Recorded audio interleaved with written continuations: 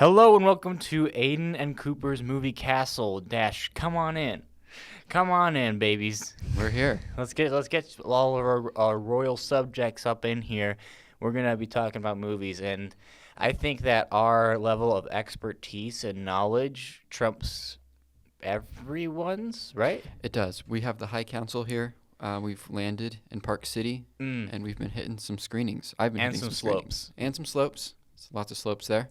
Yeah, and some hipsters. We've been hitting some hipsters, too. Hipsters. We have a couple journalists. of charges against us. Yeah. So you, sir, have gotten a press pass this year. Yes. You lucky bastard. I write for our school newspaper. Luck ain't got and, nothing to do with it. This guy's a talented writer. Yeah, and I have won awards, but you know. And so yeah, we got press passes this year to go in and go see some press and industry screenings, which are exclusive to the public. But there's no real famous people at these screenings. Let's not get them mixed up with premieres. I don't know. The Oscar experts were there. The Oscar experts were there. It's just lots of stuffy journalists. So that's what it is.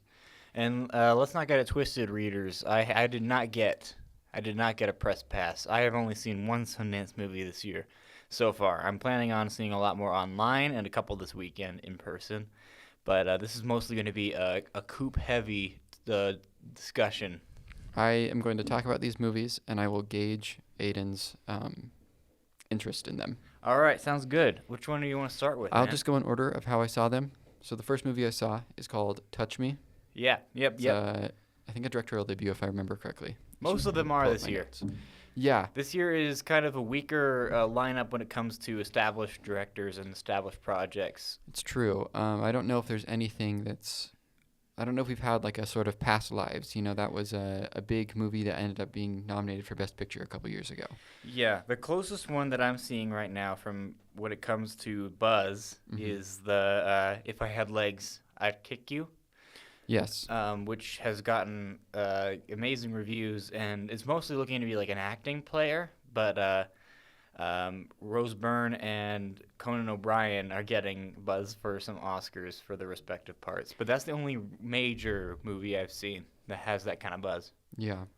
So this movie is called Touch Me. It's from a director named Addison Hyman, and it's about these two friends, and they sort of go back to... one of the friends has this ex whose name's Brian, and he's an alien. And so they go back to him because they need money.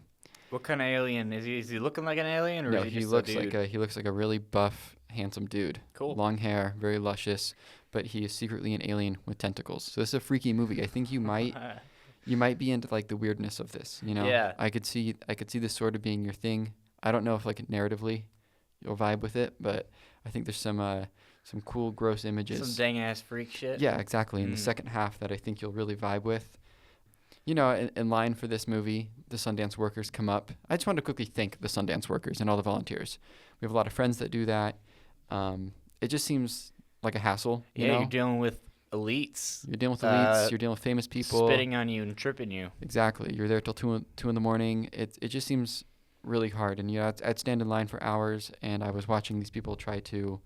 I don't know, put this whole thing together, and it just seemed very daunting. So I just wanted to thank them. But, you know, they would ask me what screening I was there to see, and I would say, you know, they'd be like, what are you here for? And I'd be like, Touch Me. And I was a little worried that... They'd say, no, thank you. Yeah, you know, or they'd be like, where? And I'd be like, oh, no, not like that, not like that, you know.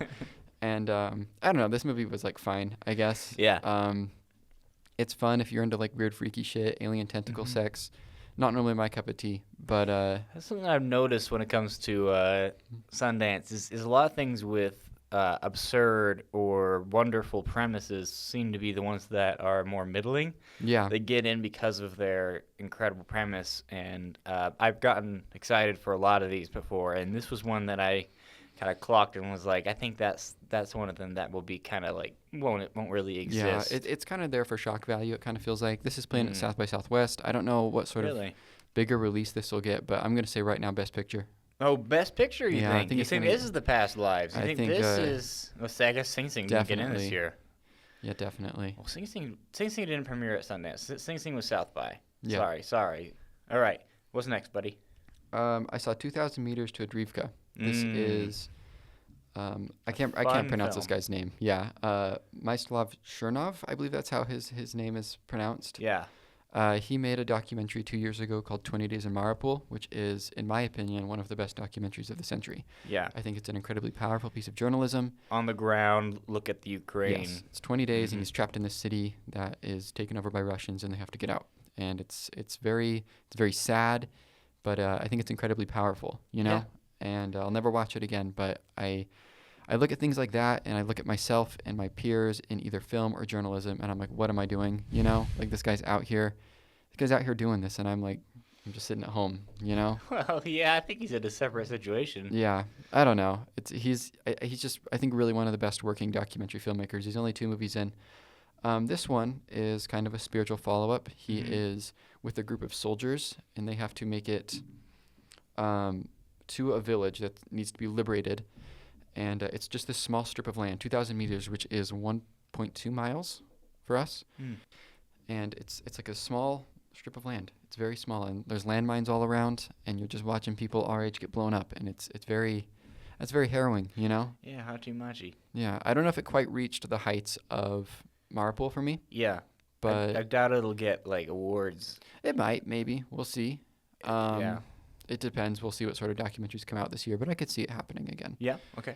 because he knows what he's doing, I It is think. pretty incredible that we have. I mean, it's just something that cameras are so accessible nowadays, and so it does make sense to have this kind of documentation about real life things that are going on. Something that we wouldn't really have before. This would be something that wouldn't be achievable in past decades, I feel like. Yes, and he's clearly upped his budget a little bit. There's like the camera work's way more impressive. He's got these like drone shots. It's a whole thing. It's more cinematic, I guess. I don't want to say Gotcha. that because this is real people getting Blown blown up. up and shit like that.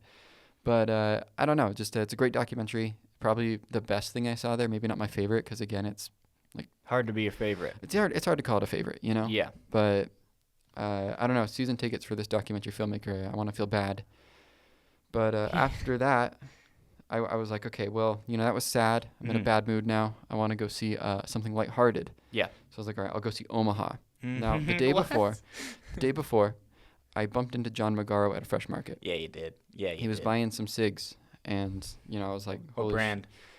I don't know what brand he was buying. He just Mm. said he was buying some cigs. Oh, cool. What did you and, talk about? I just said that Past Lives was like a favorite of mine. Yeah, I and- was wondering if you yeah. bring that up. Yeah, and then he mentioned that he had a movie playing here, and I was like, oh, cool, So I was like, I'll try to see that. So I went to go see it. I thought, it looked like a little coming of age movie, a dad and his 2 kids and their dog, and it was pretty sad. Yeah, All right? yeah. It's a dead mom, right? I believe it's a dead mom. It's the 2008 financial crisis. Oh. So they're just going through it, and it's sort of a road trip movie. And by the end of it, I don't know, it's really sad. Like it's not your traditional Hollywood ending. The final like moments of the Mhm. movie kind of explain what exactly it is that they're trying to get at. There's some, I don't want to spoil anything because this movie is good and I do recommend it. Yeah. But there are some laws passed in Nebraska in 2008 that this movie it's about, and if you don't really know that until like the final cards of the movie show up, if that makes sense. Yeah, it's not what I expected. I'm gonna be seeing this online Yeah, come this weekend. yeah. Definitely check it out. It is good. It's just like if you're expecting a happy ending, it's not that. Yeah. Parts of it are shot in Utah, which Mhm. is cool, but I think we got to stop shooting things in Utah because I find myself very distracted. I say, For you personally, we need to stop. yeah, just for me. Yeah. I look at the parking lots in Salt Lake and I say, have I been there? Right, and we Have have I- a lot of sway Yeah. in the film industry, so this is something that's going to be acted upon. You're part of the Trump's new board for Hollywood, right? We're not really supposed to talk about that, but yeah, You're I with am. John Voight and Yeah. Sly, Yeah, Mel, yeah. And your Mel. homies. Your I homies? actually, he came to me first. Trump came to me and he said, "Who do you think we should do?" And I said, "Mel Gibson." Sly. Mhm. Yeah, he's John got a Voight. cool movie, Flight Risk, coming out. I think it's going to be pretty great. You said. Yeah, exactly. So that was sort of how that went. There's 2 really good child performances in this movie, so I don't know. Keep an eye out for those kids. I guess. Yeah. They do a good job. Do you have any thoughts about awards or where it's gonna sell to, that kind of stuff? I don't know. I haven't really looked into where things are selling to yet. There's not hasn't been a lot. Just barely. They bought the Alison Brie Dave Franco movie. Yeah. It was a pretty big bidding war, and it went to Neon. Mm-hmm. But that's the only real big sale right now. Yeah, I don't know where this one's going to go, and I'm not really sure if it's going to have a ton of award chances either. I'm not... It's too bleak? It might be a little too bleak. I don't think that John Margaro's performance was, like, big enough to get him a nom. That's kind of his MO right now. Yeah. Like, with First Cow and Past Lives, it's like these amazing performances that aren't quite Academy, like, big enough. He's, I haven't seen September 5 yet, but he was in that. That's true. He was actually... I overheard him talking to some high-end journalists about... that nomination, the original screenplay nomination, I believe. Is that it?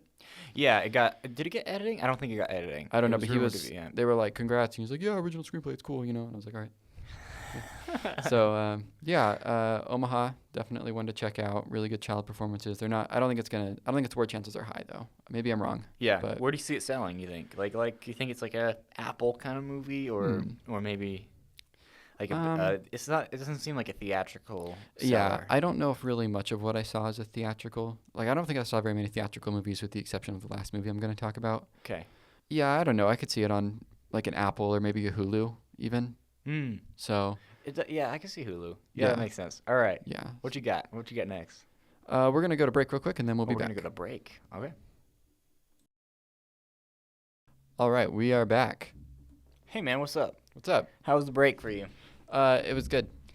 What do you think the people did while we were breaking? I hope they went and got some snacks, you know? Yeah, what, like a celery stick and some orange juice? Some peanut butter with their celery stick, you know. Yeah, man. Something healthy. Yeah. We don't want our loyal subjects getting chunky, for sure. Exactly. I mean, this is medieval times and our immune systems are weak. So, like... What? It's medieval times? We're in a castle. Are we in a vacuum? Are we in a time vacuum? No, we're not. It's just when you like enter the castle, it's just all the diseases. So we just have to make sure our clients are healthy, you know? Yeah, gotcha. So within the castle, it is medieval times. Is that canon? Yeah, it can be medieval times if we want it to be. Well, that's what's implied. Yeah. Well, it's a movie castle, you know? Yeah. Okay. What are we talking about next, Cooper? You've seen this one. We're going to talk about Jeff Buckley. Jeff Buckley. It's called It's Never Over, Jeff Buckley. There's a comma in the middle there. What it is called. Yeah, this is the one I've seen, so I'll take it away. Yeah. Does that sound good? Mm-hmm. Go ahead. This is a documentary about a young man named Jeff Buckley who was in the late 90s. He released one album, and it's considered one of the best albums of all time.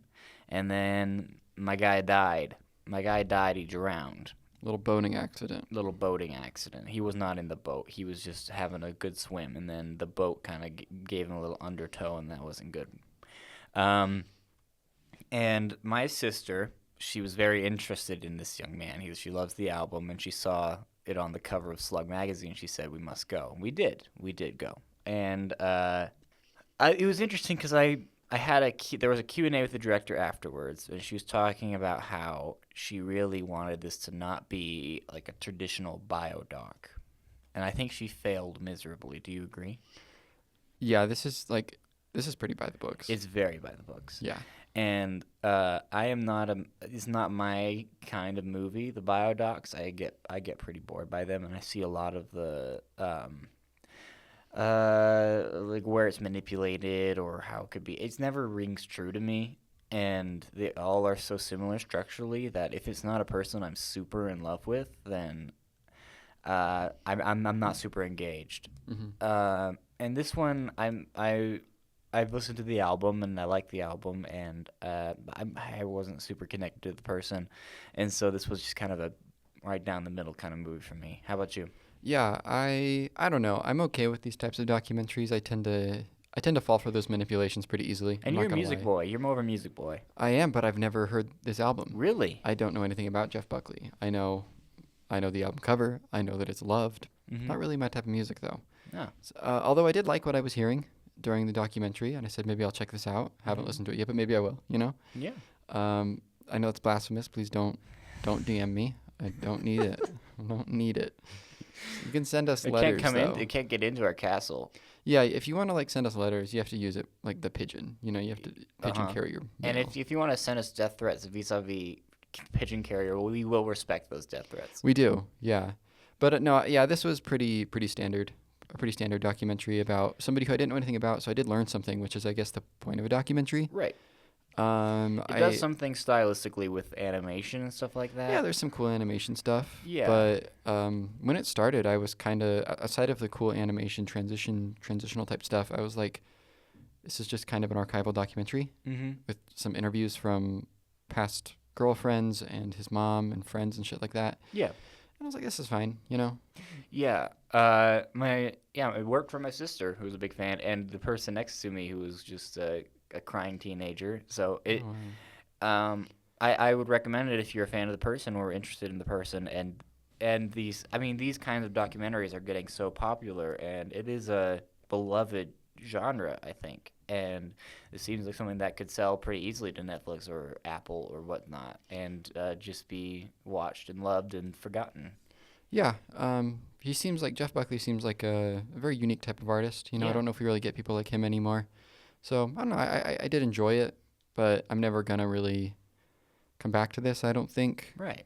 One day I'll listen to the album, though, I'm sure. But it did its job, and it wasn't bad Yeah, by any means. yeah, exactly. It's serviceable. Mm-hmm. So, and if you're a fan, you'll probably like it. Or maybe if you're a fan, you'll find it, you won't like it. I don't know. Yeah, I think I just connect more to like it has to be like experiential for me, like the Moon Age Daydream Bowie doc or whatever, Yeah. where it's trying for something a little more, or else I get kind of lost in it. Do you have any docs like this that are very manipulative that you've like fallen for? Because I remember that Christopher Reeves one came out last year, Right, I didn't see that one. 'Cause and just- I really liked it. right, And the Jim Henson one as I well. like that Jim Henson one. Yeah, where I'm like, it's just people talking about their dad, and it like bums me out, you know? Yeah. I'm like, wow, what an artist. Yeah, I always fall for shit like that. and I that don't- guy, I really love Jim Henson as an artist, so maybe that was, and I think it was interesting, like stylistically, that one a little bit, using some of his more experimental films to kind of be the style for the movie. I thought was interesting.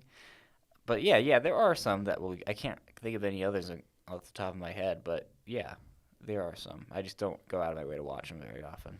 Understandable. All right, what's up next? I want to talk about Dev Patel's Rabbit Trap. Mm-hmm. Yeah, so We talked about this a little bit. we did. So Dev Patel, last seen in Monkey Man last year, is directorial debut, right? Yeah. This is not a movie he directed. This is directed by Bryn Cheney, who has some, I guess, indie movies that they've done.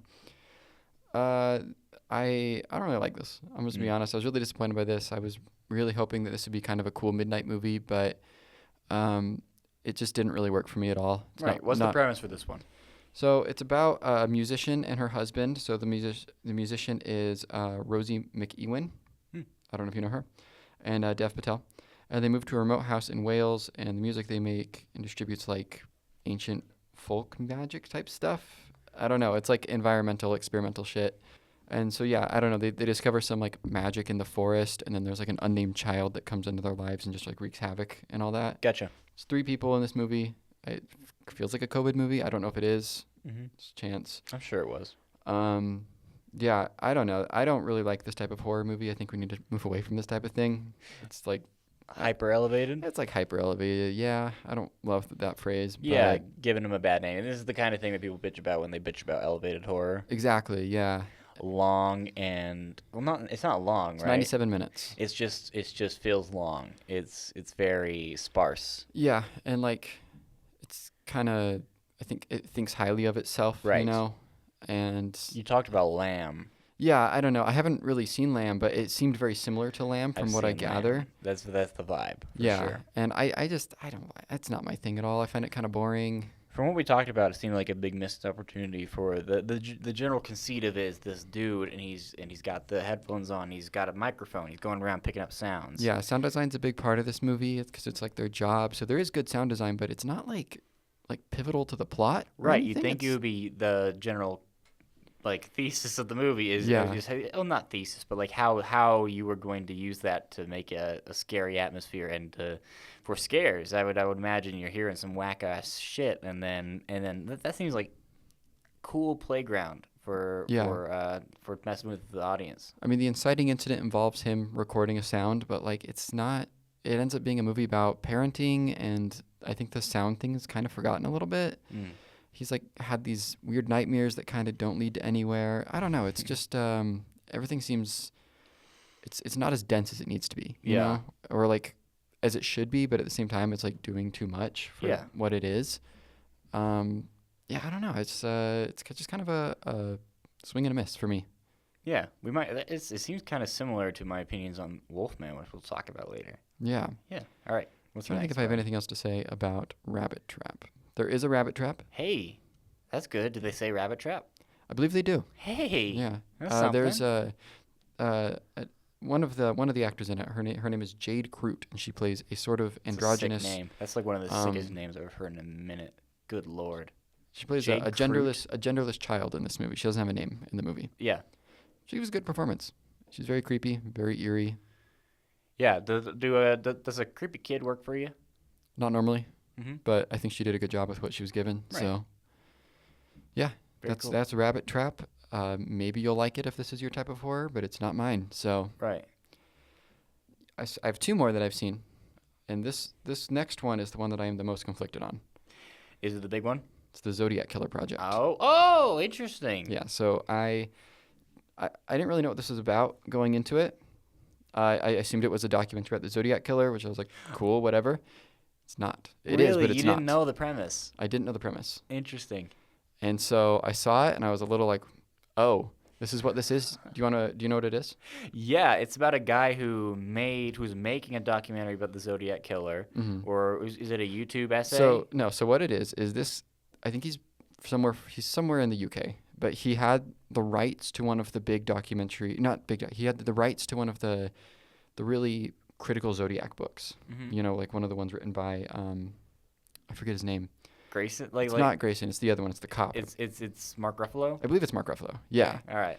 Yeah, so he has the book, he has the rights to the book, and he's like gotten the approval from the family to go ahead and adapt this book into a documentary, and then the family decides to pull out and not be involved in it anymore. And so the whole movie is him just sort of being like bummed out about how he didn't get to make this. So he's going around with 35 millimeter film, and he is just getting B-roll footage of like buildings and like slowly zooming in and slowly zooming back out. And he's just been like, and I think we would have had this, and we would have done this here and this here. And the entire time though, he's making fun of like the true crime wave and like Netflix documentaries and stuff like that. He's showing all these examples of like, so then the intro has this and it's going to do this. And he's showing like all these examples from different serial killer related documentaries from the past 10 years. Sundance. And I was like, this is both like a half-star movie and like a 10 out of 10 at the same time. Really? I don't know. What was the stuff that you responded to? I mean, he was kind of funny at points. Okay. And I thought that him making fun of it was like kind of cool, I guess. Yeah. But it's like not a movie. It seems really self-indulgent. It does. It seemed very self-indulgent. I'm not sure what he's trying to get at, because the entire time he's like making fun of all these tropes in this genre. He's like, but I would do these too, you know? Okay. And I'm like, I don't really understand. Like, I need you to see this. So I'm thinking I'm having a hard time describing it to you. So like, I just need someone to see this so I can talk to them about this really weird documentary. That's bizarre, because I was under the impression that it was a lot lower stakes than that initially, and it's about a man, kind of like an American movie. Like what does it mean? What does it mean when you get rid of a project, when you don't finish a project? And I thought it was more personal than that. Yeah, it seems like a woe is me kind of thing. Yeah, I don't know. It's very weird, and like a part of me was like, this isn't a movie. It feels like a podcast episode or a video essay. And a lot of negative reviews have said that too. But at the same time, I'm like, this is kind of experimental, you know, in a sense, and is very, I don't know, very odd. The only thing I can think of, American Movie is a good example of something that would be similar to this. There's a documentary from, I believe, the mid-'80s called Sherman's March that I had to watch for a documentary class a couple years ago. That is kind of similar, where it's this documentary guy, and he's like going on this, he's like following Sherman, who is a Civil War general, I think. Okay. And he had like this trail through, I guess, the north to the south. I can't really remember so off the top of my head, but it's like So he's trying to make a documentary about that, but he ends up just coming across all of his like ex-girlfriends, and it like ends up being about that. But he's like using Sherman's March as a sort of like a vessel for So it. it's like happenstance. She's stumbling upon his girlfriend. I think some of them maybe. Again, I can't remember. I haven't seen this in a couple of years. That but sounds sick. But at other points, I think he's like going out of his way because they're just like along the way of this march that this general went on. Yeah. And I really like this documentary. I need to see it again because I'm clearly having a hard time remembering it. But it's funny. That sounds and really good. It's very charming, but it kind of reminded me of that a little bit. So I don't know. The Zodiac Killer Project. We'll see where this ends up. This isn't really all that traditional. Right. It's very unique, but at the same time, I like hated it and like really loved it at the same time. I just don't know. I don't know what to make of it. Well, something that individual will appeal to a great minority of people. A group of people are going to be like, this is exactly my shit. So that'll be cool to see if it finds that group, right? Yeah, if it finds it, but even he acknowledges, he's like, I don't know how many people are going to see this, and it's just him talking over his like shitty B-roll. I mean, it's not shitty. It looks really nice. Yeah. But it's just like weird nothing. B-roll footage of like the valley and him talking over it and being like, here's a quote from the book. So do you think he's like considering this as a great piece of art, or is he just being like fucking around to find out? That's the thing. I can't tell. Okay. Because a part of me is like, maybe he's not taking this seriously. He's talking about how bummed out he is that he didn't get to make his documentary, but he's also happy with what he's doing now. Yeah. I can't tell, and I don't know. It's really weird. And if you see this, like, let me know. Okay. Like if anyone who sees this, like, let me know. I need to. Yeah, send the pigeons. Yeah, send the pigeons our way, and I'll write back to you with some smoke signals or something. Cool. All right. And then the last one is the big one. Yeah. The big talk of the town. I saw this yesterday. I got in somehow. I'm surprised I got in because as a student writer, I'm kind of last priority. Yeah.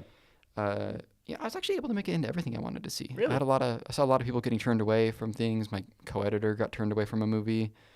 Yeah. So I went and saw Opus yesterday. This is a new A24 film with John Malkovich, Iowa Debris, and I think it's coming out in March, right? Yeah. Yeah.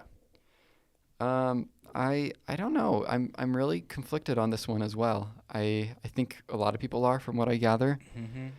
From my perspective, it seems like the hives were ready. Yeah. And then the trailer came out, and people were kind of like, okay, this looks very similar to movies that we've gotten, kind of Eat the Rich kind of movies. Like Blink Twice and The Menu and shit like that. And then it came out, and yeah, it's just getting mixed to negative reviews, I think. Yeah. It definitely is those movies. Yeah. So, I don't know. If you like those movies, I guess good for you. But I do too sometimes. Right. Yeah. I like those two movies that I mentioned, but there's been quite a bit of them. Yeah. This is definitely the biggest movie I think that was coming out of Sundance. It's A24, so it already has a studio behind it. Right. Two really, a massive rising star and then a massive legacy actor. So yeah, I was surprised to get into this, but I don't know. It's kind of a miss a little bit. Yeah. I think. It's a directorial debut also. From Mark Anthony Green, who I believe comes from the world of journalism. Yeah. So I'll tell you what I like about this movie. There's a lot of journalism stuff that really scratched an itch for me. It's kind of a bias of mine as a writer. Mm-hmm. And being in a room full of fellow critics, journalists, writers, stuffy people, the jokes towards journalists and being a naive journalist in the field, like, killed the theater. I bet it did. Everyone was laughing, and I don't know if that'll hit for general audiences. But that's a cool experience. Yeah, have, it though. did. Yeah, that's cool. Because I think we all relate to sort of some of the things that Ariel, Iowa Debris' character, has to go through. Mm-hmm. So I really like her in the movie. I think she's good. Yeah. I really like John Malkovich in the movie. He kind of reminds me a little bit of what Hugh Grant's doing in Heretic. Oh, cool. Like, not the same thing, but like they're just really weird. Yeah. I mean, John can go crazy. Yeah, here's the thing, though. I don't know if I've really seen anything John Malkovich is in. Like, what? Like, outside of being John Malkovich. Really? Yeah. Interesting. I know. I've seen Burn After Reading. I know I've seen that. Beowulf? I haven't seen Beowulf. What the fuck? Yeah. So he's kind of a weird actor to me because I'm not really familiar with his game outside of Charlie Kaufman. Yeah. And so to me, it's like kind of weird, that like my introduction to him is a Kaufman movie that is like making fun of him about him. That is about him. About his legacy. And that's just kind of how he exists in my mind. So yeah, that is interesting. Yeah. And that's on me for not really being familiar with John Malkovich like that. But yeah, I don't know. Well, So what's Io up to in this? Like, what's her vibe? Because she's been in The Bear. She's semi-serious in The Bear, and then she's funny in Bottoms, and she's had a lot of great supporting work in the last 2 years, and now this is a big starring role for her. What's her vibe? she's funny in this, but she's also, I mean, this is a pretty serious movie. So Okay, when she's funny, and serious when she needs to be but serious. So she is like she's observing, right? Most of it yeah, seems like she's so walking around and seeing crazy shit and be like, "Oh, I probably need to get out of here." yeah, that's the whole movie pretty much, Yeah, which is kind of the big issue with it. right. I don't want to spoil it for you or anything, Mm-hmm. but if you've seen the trailer, you've seen the movie pretty much, Cool. you know, which is Yeah. really a bummer. I hadn't seen the trailer and I didn't know what this movie was about either. I knew it was A24 and it was horror. I knew the two stars that were in it, so I kind of went in blind, and that was cool, you know. Right. And then like by the end of the first act, I was like, oh, this is what this movie is, and I was completely right, you know. And that's a real bummer. Yeah, it really is. And this is Malkovich is playing a musician, right? He is like Taylor Swift, if not bigger, like levels of fame, you know. Cool. So that's what he Badass. is, and he's been on like a 30-year hiatus or something. He's back. He's got a new album. Like and Oasis or something? I guess so. Okay. I would argue he's bigger though, because people are like really losing their minds over it. Like our age is losing. Yeah, a fans little our bit. age. A little bit. Yeah, people are like, oh yeah, my kids listen to it and shit like that. And he's cartoonishly famous. Okay. I guess is how I would say that. Yeah. People seem to universally love him. So what do you think about the casting for that then? That's bizarre. Again, I don't know because I'm not familiar with John Malkovich's game like that, but Do I you guess think it's John good. Malkovich could? Someone like John Malkovich could take the music scene by storm right now. I mean, if they're a legacy artist, I guess so. It'd be like if Kurt Cobain came back from the dead and was like, Right. "Hey, Oh, copy. Nirvana 4 coming out. Get ready for that 4. shit," you know? Yeah. So yeah, he's back and he invites a group of journalists to come to his farm, I believe in Utah, Mm-hmm. to come listen to the album early. So he's got a bunch of different celebs. So this goes against the cardinal sin of being in Utah for you. Not as much because it's like not in places. It's like in the middle of nowhere. Okay. You know, so they land in Green River, which I've been there before. That's cool. So he invites all these like high-end journalists and TV personalities. I think there's like 6 of them to come listen to this new album, and it's a cult movie, I guess. I think that's obvious from the trailer. Mm-hmm. And it's if you've seen a cult movie, you've seen this movie pretty Do you much. think that do you think this will be a financial success for A24? Do you think this will connect? These movies are popular. They are popular. I don't know. I think it'll be a moderate hit. I don't think John Malkovich has a lot of staying power with people our age. Mm-hmm. Iowa Debris cool, you know? Yeah. But I don't know if that's a surefire hit yet. I mean, she's beloved in our community. Yeah. Like our age. Yeah. I don't know. We'll see. I'm very curious about how this movie will perform. If you like this movie, I understand though, and if you hate it, I understand you too. Gotcha. So That makes sense. yeah, I like the end though. I think Mhm. that there's a lot to think about in the final moments in the final scene of the movie, and I wish it was more of that, and it's not. I don't want to spoil it for you, so you'll have to go see that for yourself. All right. But I will. I don't know. Opus is it's not really hitting for me. There's things I like. Some of the cult stuff is kind of cool, but it's I think plays it a little too safe, and it takes a little too long to get going, and is kind of stupid at parts. Wow, bummer. So All right. Mark Anthony Green though, I think he's I don't know. Maybe the next one will be good. Yeah. I feel similar to how I felt about Anna Kendrick last year with that Woman of the Hour movie. Okay. Where it was like there's potential here for It's got their stuff. It's got style. Yeah, it's got style. You know, maybe one day there'll be some fire coming out of this director, but Mhm. for now I'm just kind of like this is a bit of a dud for me. Cool. With some good performances. Yeah. Yeah. So then, are there any that you're looking forward to from Sundance that you're trying to get to? I've spoken to a couple journalists that were there, Mhm. and they kept hyping up this documentary called Predators, Yeah, which baby. is, I believe, just a documentary about Chris Hansen. The legacy of To Catch a Predator and the good and the bad. Yeah. So I got that online. Do you? Come over to my pad. I will come over to your area of the castle, Mhm. and Yeah, I got a projector running. yeah, I'll check that out. Okay, cool. Okay. Glad you have that one. That was wonderful. Anything else? Or do you want to move on? I don't know. There's a couple things that I want to check out online. I met this director while I was there. I was taking a bus up to Park City one day because there was a storm, and I met this Mhm. director, and he had a movie called Mad Bills to Pay. He's a British director, and I will make an effort to check out his movie because I had a pleasant conversation with him on the bus about Sundance. So That's wonderful. yeah, Okay, yeah, cool. So then we both saw a theater movie, like a regular theater movie this week, right? yeah. I think you saw something different. I saw something different. Yeah. So I saw The Wolfman. Mm-hmm. This is the fourth film from Lee Winnell, the third kind of auteur of Lee Winnell film, because he made an Insidious movie. He wrote Saw and starred in Saw, and then kind of just was a James Wan guy. They're buddies. And then he made a movie, I believe, for Blumhouse called Upgrade. Yes. And Upgrade rips in all ways. It kind of kicks all the ass. It's just a tight, mean, low-budget sci-fi thriller. And when I saw that, I was like, all right, buddy, I got season tickets, as our beloved Ringer podcasts say. Yeah.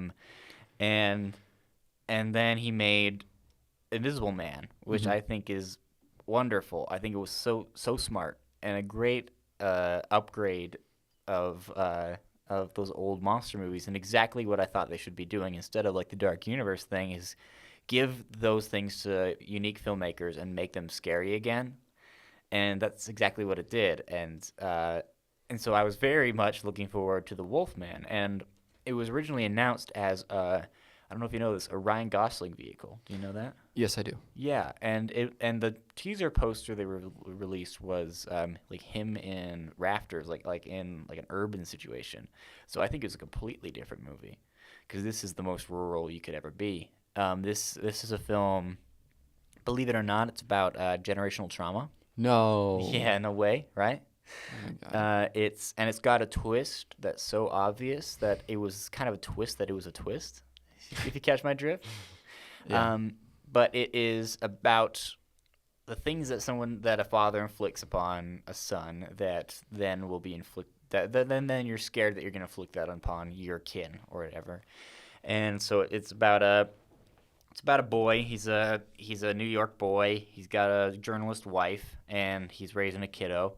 And then he finds out that his father is officially declared dead. He's been missing for a while. And so they go to his place in Oregon, and then they come across a wolfman, and our poor guy, he gets hit by this wolf man, and he starts to transform. And so I was not from the trailer. Were you expecting two wolfmans? I was not expecting two Wolfmans. There are two wolfmans. Oh. So the main wolfman is the guy who has attacked him. So they're mostly dealing with that guy for the majority of it, and then our guy's just kind of tripping balls on the floor. He's kind of like greened out on the floor for a lot of the movie, and and then his family's kind of dealing with it, and he's slowly transforming, kind of like The Fly, almost very, very, very slow. Yeah. And then they have to deal at the end with two Wolfmans. Oh. Um, Was that their way of being like, this is a unique take on it, or subverting your expectations? I think what the take on it is about what it means to be in a family and to be in a relationship like this. It is written by Winnell and his wife, and it's the only movie that his wife has written. So it seems like a beautiful, like, little passion project between them. This also seems like a very COVID movie. It's like 3-4 actors, right? Yeah. And I think they wanted to do what Invisible Man did by making that grounded in like domestic abuse and stalkers and stuff like that, and make this about the fear of losing your own kind of masculine rage, that kind of shit, stuff that exists within your family. You're like, I'm not like my father, that kind of stuff, which unfortunately has been done many, many, many, many, many, many, many, many, many times. But The Wolfman is always about male rage and stuff like that coming out. So it makes sense on paper. But the thing is that this movie is fucking boring.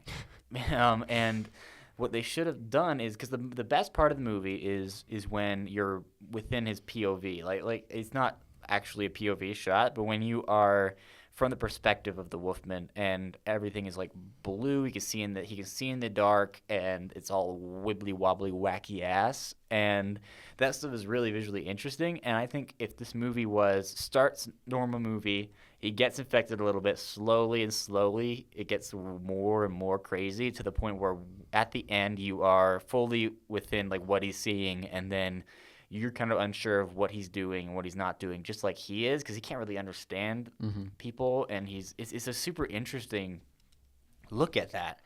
But the majority of the movie is the wife character who, oh, I forgot her name, but these are two great actors in the lead roles, and they're pretty static throughout. It seems it's really overwritten, especially near the beginning, and then but it's also kind of underplayed from the performance standpoint. And the big thing that's pissing people off, because this is a movie that is kind of hated by both critics and audiences, is the design of the Wolfman. I think right now, you're looking at me right now, I think I'm a hairier man than the Wolfman is in this film. It's more of a Gollum type guy. Oh. And so he's never going full flannel, puffy, cutie pie Wolfman. They're trying to make him a lot scarier, but it kind of just looks a little silly.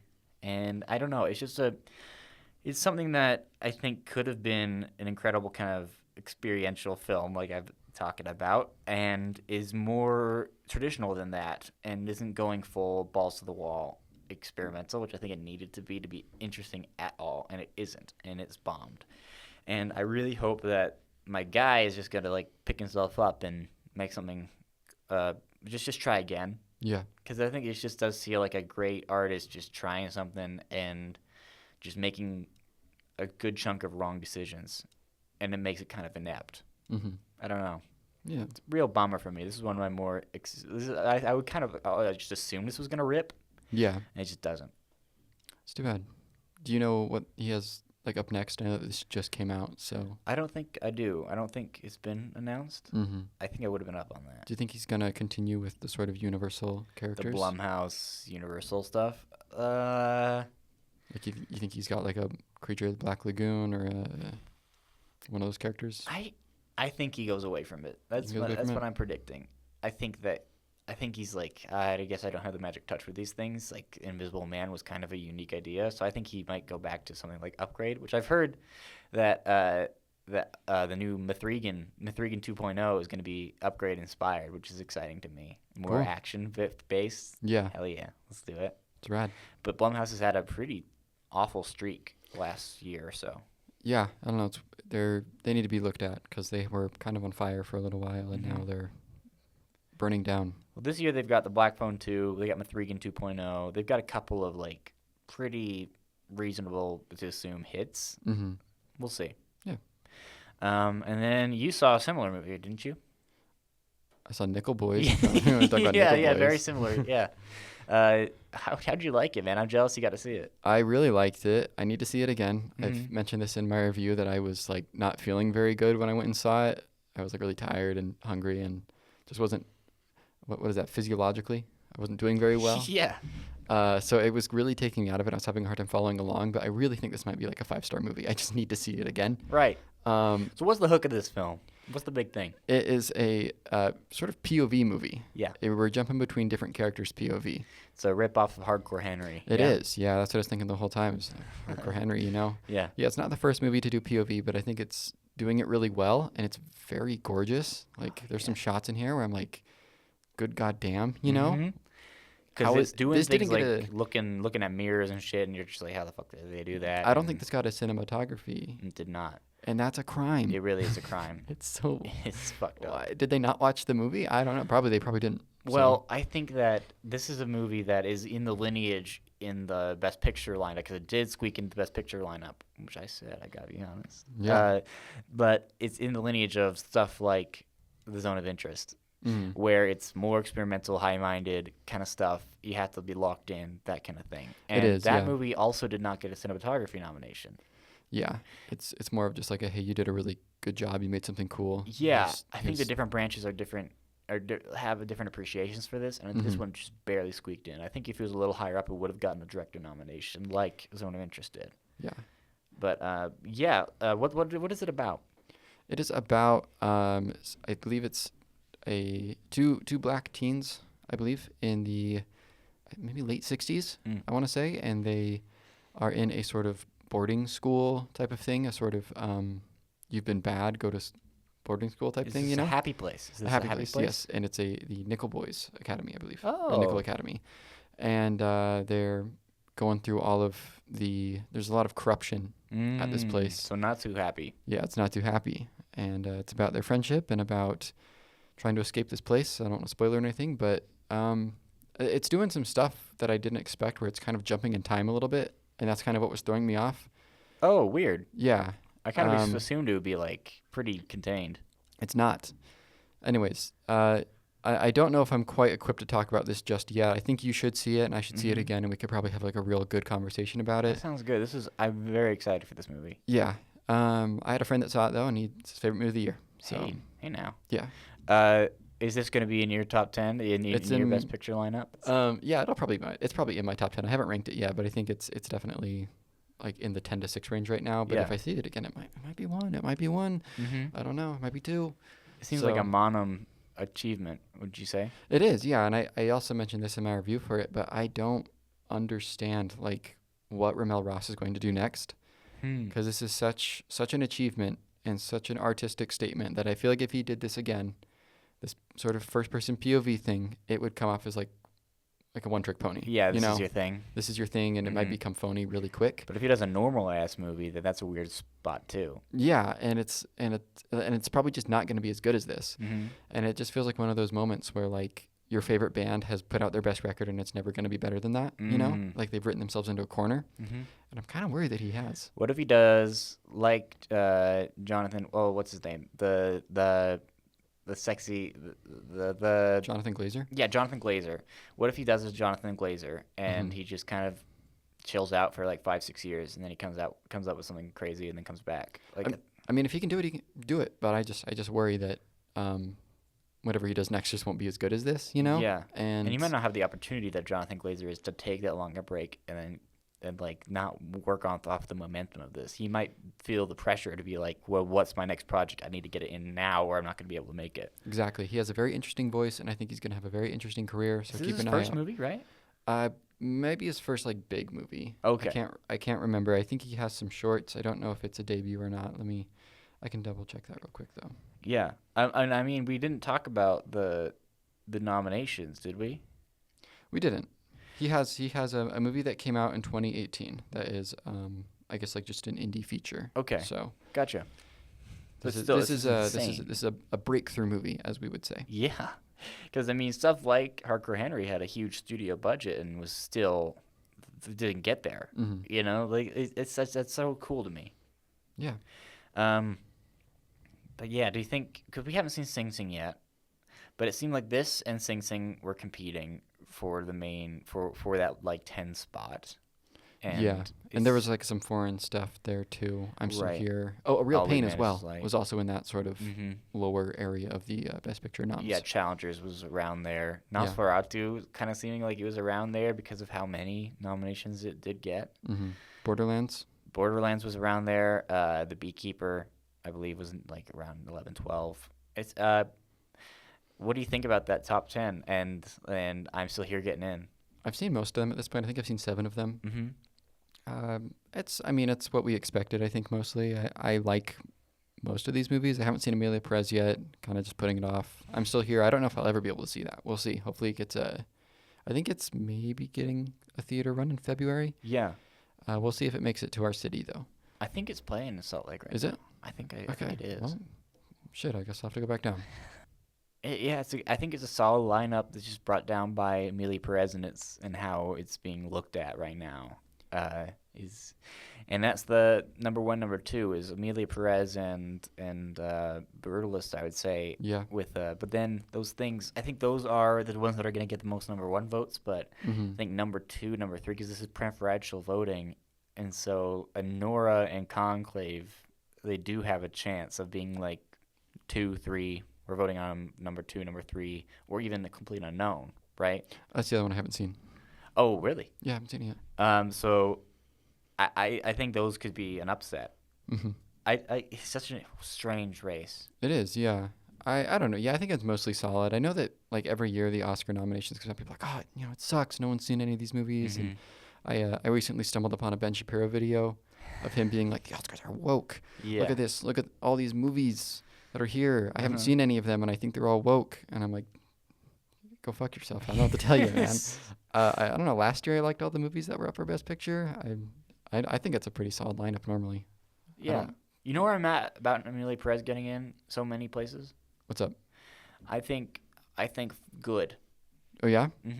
On account of the fact that this is I think we lose sight of this, but this is a voting body that's meant to represent what the industry thinks and loves. And if the industry is in love with Amelia Perez and what it stands for right now, I think that should be documented, and I think it should be recognized like that.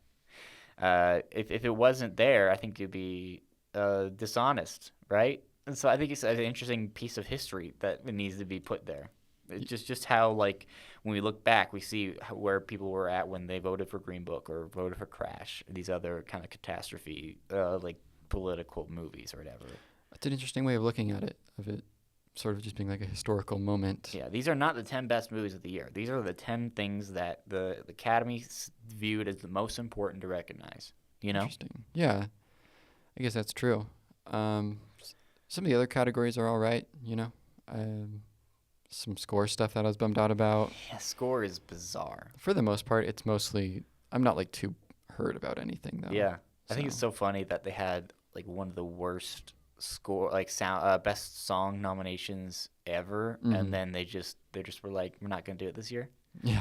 Which I think is a decision kind of made, like a happy accident, because I think they're just like, I think that Pomp and Circumstance is gonna fly in this kind of post wildfires thing. I think it's gonna be a more solemn and appreciative of LA history kind of thing. Yeah, and I also don't know if you can top I'm Just Ken. You just can't. You can't, and especially this year because it's 2 Amelia Perez songs, and it's a Diane Warren song, which she's gotten in, I think, every year for the last like 10 years, like actually, like not exaggeration, and Elton John song from his documentary, and then a Sing Sing song, I believe. Maybe. And it's just like, has there been a worse one? Has there been a worse lineup in a long time? Like, I just don't know. Best song is not one that I normally care about. Yeah. So. All right. Do we have anything else we want to talk about? I don't know any other movies. You saw Red Rooms, right? Oh yeah, I did see Red Rooms. Tell me about that. Yeah, Red Rooms rips. Red Rooms is sick. So this is kind of a Fincher-inspired movie that's about our obsession with true crime, and it follows a young woman who's kind of like just at a great spot in her life. She's got a great apartment. She's a model part-time, and then she's also a cool, badass hacker lady. But she's also sleeping on the streets before every day before this court hearing of this terrible man who killed 3 12 to 13-year-old girls in a terrible fashion, and then filmed them and streamed them online for people to pay to watch in these red rooms. And so this movie is about horrific shit and doesn't show a thing, but you hear some stuff, and the way that they talk about it is deeply upsetting.